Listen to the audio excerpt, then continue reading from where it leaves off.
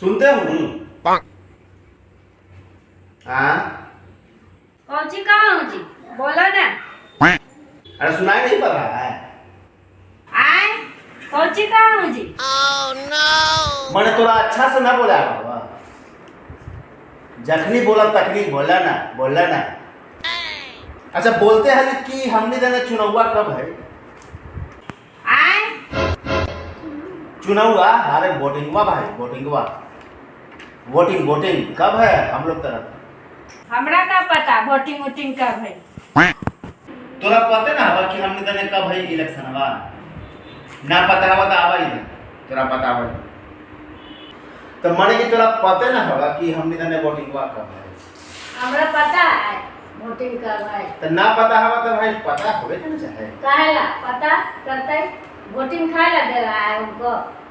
अच्छा आप लोग बताइए, जैसे हमारी वाईफाई जी का कहना है कि वोटिंग में हमको खा लग रहा है, तो इस तरह के मानसिकता हमारे लोकतंत्र के लिए खतरा है कि नहीं? आप लोग कमेंट करके बताइएगा। और इस तरह के मानसिकता ना बहुत सारे लोगों के पास होता है, और बहुत सारे लोगों के पास इस तरह के मानसिकता रखे हुए रहते हैं कि वोटिंग वे हमको खाने के लिए दे रहा है, और यही मानसिकता रखते हुए ना वो वोट करने नहीं जाते हैं। आप बताइए कमेंट करके कि ऐसा है कि नहीं। बहुत सारे लोग ऐसे होते हैं। तो आप जो बोले कि वोटिंग वे हमको खाना दे रहा है, और यही सोच के हम वोट करने नहीं जाएंगे, या फिर जो भी है जाएंगे कि नहीं जाएंगे ये आपका या फिर हमारा निजी फैसला है। तो आखिर ये जो वोट है, वोट से इतना नाराज कहाँ है भाई? नाराज वो वोट देते थे। हाँ। देते थे और वोटिंग से जीत जाता था, और वो काम कुछ करेगा ही नहीं।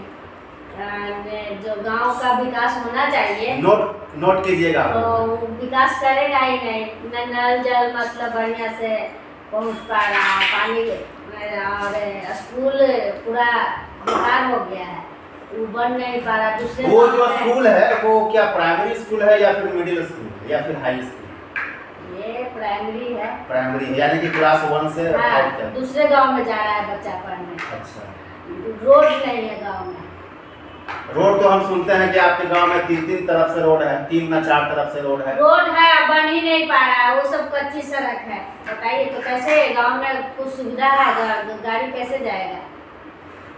नहीं ये तो बहुत ही विचारणीय समस्या है। और तो लेकिन बात तो ठीक है, आपने जो बात कही कि वोट करते थे और सरकारें बनती है, और एक बार जब सरकार बन जाती है तो जो उनके नेता होते हैं, जो हमारे जनप्रतिनिधि होते हैं, जो वोटिंग के टाइम में आते हैं हाथ जोड़ करके वोट मांगने के लिए, तो एक बार जब जीत जाते हैं तो उसके बाद और दोबारा आएंगे दोबारा कब आएंगे? वो जब फिर से इलेक्शन आएगा तब आएंगे। तो ये समस्या है, और ये कमेंट करके जरूर बताइएगा कि ऐसा समस्या है कि नहीं है। तो वोट देने के समय इस तरह का सवाल, 3-4 सवाल आप अपने जनप्रतिनिधि से जरूर पूछिए, और हो सके तो आप साइन भी करवा लीजिए, लिखित में आप ले लीजिए कि हमारे गांव में ये समस्या है। अगर स्कूल है तो स्कूल का छत टूटा पड़ा है, सड़क नहीं है, हर घर में पानी का सप्लाई होना चाहिए, यानी कि स्वच्छ जल जो योजना है या फिर स्वच्छ जल पे सबका अधिकार है। तो वो योजना अगर है तो ठीक है, अगर नहीं है तो क्यों नहीं है और कब तक पहुँचेगी? शिक्षा का जैसे हमारा मौलिक अधिकार है तो वो हर बच्चे तक पहुंचना चाहिए, और वो भी फ्री ऑफ कॉस्ट। तो ये सब अधिकार हैं। और स्कूल में ये गांव में हॉस्पिटल भी होना चाहिए, जिसको मोहल्ला क्लिनिक बोलते हैं, या फिर चलो ठीक है गांव से अगर कुछ दूरी पे भी है तो वो चलेगा, लेकिन वहाँ डॉक्टर तो अवेलेबल होना चाहिए। ये सब चीज़ें हैं। तो आपके हिसाब से जो हमारे नेता होते हैं, जो जनप्रतिनिधि होते हैं, जो जनप्रतिनिधि होगा तो उनमें का खासियत होवे के चाहिए? उसको पढ़ा लिखा होना चाहिए।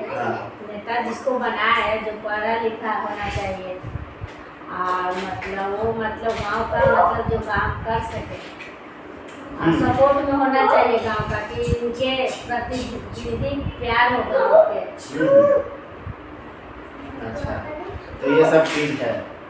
तो लेकिन ये जो आप बोले तो कि हाँ, एक बात यहाँ पे और हम जोड़े के चाहिए कि जैसे कहलाथिन हमारे वाईफाई कहलाथिन कि वोट में हमारा ख्याल देते हैं, तो इस तरह के जो मेंटेलिटी है ये बहुत लोकतंत्र ला खतरा के घड़ी है और सही बात ना है।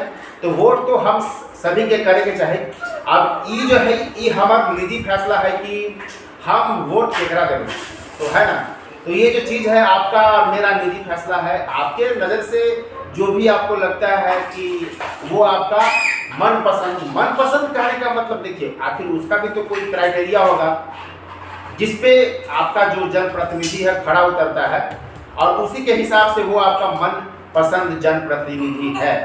तो आखिर ये सब सोचिए कि आप सेलेक्ट किए होंगे कि आपको किसको वोट देना है। तो मेरा बस यही कहना है कि वोट दीजिए और आप अपने मनपसंद का जनप्रतिनिधि चुनिए। और यही कारण है कि इस तरह का मेंटेलिटी देखिए, बहुत सारे लोग जो होते हैं गांव से बाहर रहते हैं रोजगार पाने के लिए। तो एक रोजगार भी आज के ज़माने में, आज है ना, आज के ज़माने में एक रोजगार भी बहुत बड़ी समस्या है।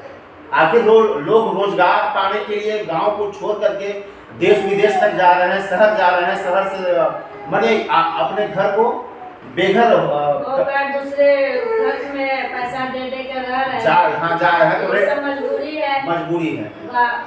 अपना देश में रहेगा तो इधर उधर नहीं रह जाएगा, अपना देश हो गया या फिर अपना राज्य हो गया, हो जाएगा। तो ये सब चीजें हैं, सरकार को सोचना चाहिए, है ना।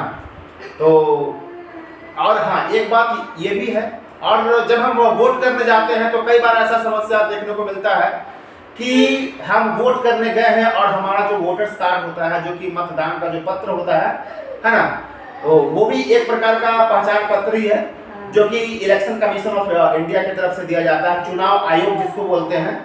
तो वोटर कार्ड कभी कभी गुम हो जाता है या फिर किसी का सड़ गया, खराब हो गया, बेकार हो गया, तो उस स्थिति में क्या हम वोट नहीं डालेंगे?